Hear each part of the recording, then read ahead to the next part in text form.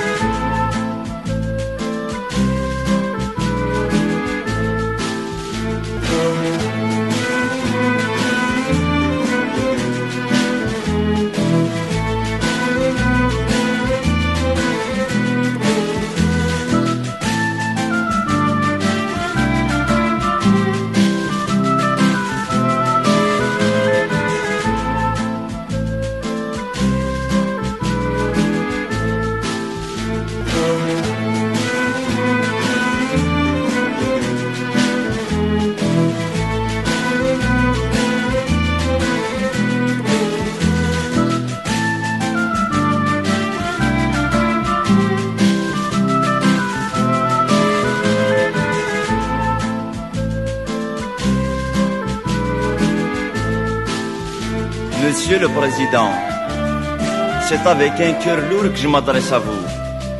Ces quelques phrases d'un condamné étancheront peut-être la soif de certains individus opprimés.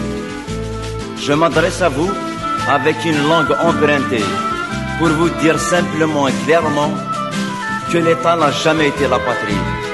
D'après Bakounine, c'est l'abstraction métaphysique, mystique, juridique, politique de la patrie. Les masses populaires de tous les pays aiment profondément leur patrie. Mais c'est un amour réel, naturel, pas une idée infecte. Et c'est pour cela que je me sens franchement le patriote de toutes les patries opprimées.